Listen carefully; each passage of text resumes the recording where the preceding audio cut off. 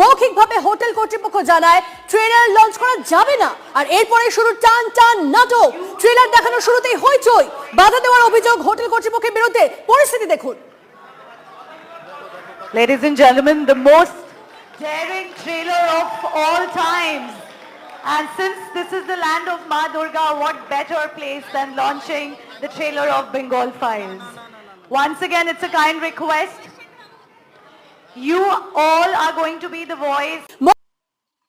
নমস্কার বন্ধুরা, আজকে আবার চলে এসেছি একটা নতুন টপিক নিয়ে। আমার নাম ইন্দ্রজিৎ আর আপনারা দেখছেন বম্বেটস।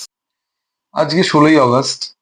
আজকে কলকাতার বুকে আবার ধুমধুমার একটি ঘটনা ঘটে গেছে, একটা মুভি ট্রেলারের লঞ্চ নিয়ে। মুভিটা যেটা অবশ্যই আপনারা দেখলেন, এটা হচ্ছে গিয়ে একটা নতুন মুভি যেটা রিলিজ হতে চলেছে পরের মাসে। মুভিটি বানিয়েছেন বিখ্যাত পরিচালক বিবেক অগ্নিহোত্রী, যিনি এর আগে কাশ্মীর ফাইলস বা কেরালা স্টোরি বা তাস্কিন ফাইলস নিয়েও মুভি বানিয়েছেন। এখন যে মুভিটা উনি রিলিজ করতে চলেছেন নেক্সট মান্থে, সেটা হচ্ছে গিয়ে বেঙ্গল ফাইলস নিয়ে। এই বেঙ্গল ফাইলস নিয়ে যে মুভিটা রিলিজ হতে চলেছে সেটারই আজকে ট্রেলার লঞ্চ ছিল। ট্রেলার লঞ্চ হওয়ার কথা ছিল প্রথমে অনেকগুলো শপিং মলে, কিন্তু সেগুলো ক্যান্সেল করে দেওয়া হয়। সেগুলো কি রিজনে ক্যান্সেল করা সেগুলো এখন অবধি পরিষ্কার হয়নি। তবে অনেক নিউজ মাধ্যমে এটাই চলে আসছে যে এটা ক্যান্সেল করার পিছনে পুলিশের থেকে অবজেকশন রয়েছে। আর এরপরে তারা যেটা ঠিক করে যে একটি অভিজাত হোটেলে যেখানে এই মুভিটি ট্রেলার লঞ্চ করা হবে, কিন্তু সেখানেও যখন মুভিটি ট্রেলার লঞ্চ করতে যায় বা ট্রেলারটি প্লে করতে যায়, সেই সময় কলকাতা পুলিশ সেটাকে বন্ধ করিয়ে দেয়। আর এটা বলা হয় যে এটা প্লে করার পারমিশন নেই, আর হোটেল অথরিটিও এটা স্টপ করিয়ে দেয়। বিবেক অগ্নিহোত্রী এই ব্যাপারে অনেক ইন্টারভিউ দিয়েছেন, অনেককে বলেছেন যে কি কারণে ওনার এই ট্রেলারটা বন্ধ করে দেওয়া হচ্ছে বা প্লে করা পারমিশন দেওয়া হচ্ছে না কলকাতাতে বা ওয়েস্ট বেঙ্গলে। তার কারণ হচ্ছে এই মুভিটা কমপ্লিটলি বেঙ্গলের ওপরই ডিপেন্ড করে। 1946 সালে, মানে স্বাধীনতারও 1 বছর আগে, 16ই আগস্ট যে দি ক্যালকাটা গ্রেট কিলিং ঘটনা ঘটেছিল, আপনারা উইকিতে দেখতে পাবেন, স্ক্রিনের ওপর আপনাদেরকে দিয়ে দিচ্ছি। তা এই দি গ্রেট ক্যালকাটা কিলিং এর উপরই এই বেস্ট করে এই মুভিটা, যেখানে কলকাতার বুকে হিন্দু মুসলমান একটি ঘটনা ঘটে গেছিল, রাইট ঘটে গেছিল। এই মুভিটা যদি রিলিজ করে অল অ্যাক্রস ইন্ডিয়াতে, স্পেশালি যদি ওয়েস্ট বেঙ্গলে রিলিজ হয়, তো সেই ক্ষেত্রে ধার্মিক ভাবাবেগে একটি আঘাত হতে পারে। সেই জন্য কারণেই এখানে এই মুভিটিকে এখনো অবধি রিলিজ করা বা ট্রেলারও লঞ্চ করার কোনো পারমিশন দেওয়া হয়নি। কিন্তু এই ধরনের যে ধরনের প্রোটেস্ট আমরা দেখি, মানে যে ধরনের স্টেপস গুলো নেওয়া হয়, পদক্ষেপ গুলো নেওয়া হয়, তার কারণে এই মুভিগুলো কিন্তু আরো প্রচার পেয়ে যায়।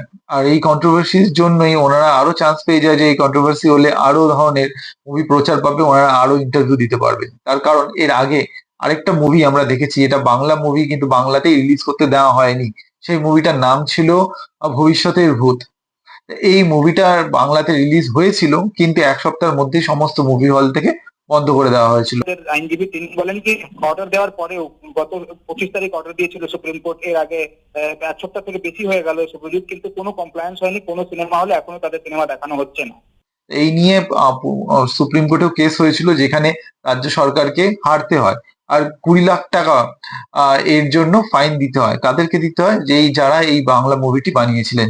মুভিটির নাম ছিল ভবিষ্যতের ভূত। আপনারা এখন অব্দি গুগল করে বা ইউটিউব করে সার্চ করে দেখতে পারেন। এবার ঘুরে ফিরে আসি যে টপিকটার কথা বলছিলাম আমরা, বেঙ্গল ফাইলস নিয়ে। এই বেঙ্গল ফাইলস কিন্তু মুভিটা খুবই চর্চিত একজন পরিচালকের মুভি, কারণ এর আগে উনি কাশ্মীর ফাইলস বা কেরালা স্টোরি নিয়ে অনেক মুভি বানিয়েছেন। তো সেই ক্ষেত্রে অবশ্যই যারা এই ধরনের মুভি ভালোবাসেন বা যারা ইতিহাস ঘাঁটতে ভালোবাসেন বা ইতিহাসের ওপর বেস্ট করে কোনো মুভি হয় দেখতে ভালোবাসেন, তারা অবশ্যই এই মুভির অপেক্ষায় থাকবেন। কিন্তু আমরাও দেখতে চাই এই মুভিটি ওয়েস্ট বেঙ্গলে রিলিজ করার পারমিশন পায় কি পায় না, বা রাজনৈতিক যে তরজা চলছে এই মুভিটাকে নিয়ে, অনেকেই এই মুহূর্তে বলছেন যে এই পার্টিকুলার মুভিটা কোনো একটা প্রোপাগান্ডা মুভি, যেহেতু ওয়েস্ট বেঙ্গলে নেক্সট ইয়ারে ভোট আছে, সেই জন্য এই মুহূর্তে এই মুভিটা বানানো হয়েছে। এর আগেও যে কেরালা স্টোরি নিয়ে মুভি বানানো হয়েছিল, ওটাও একটা প্রোপাগান্ডা ছিল। আর তার আগেও কাশ্মীর ফাইলস যে মুভিটা হয়েছিল, ওটাও একটা প্রোপাগান্ডা ছিল। কিন্তু এই মুহূর্তে যে মুভিটা রিলিজ হতে চলেছে, এটা এখন ভোট আমাদের ওয়েস্ট বেঙ্গলে 1 বছর দেরি আছে।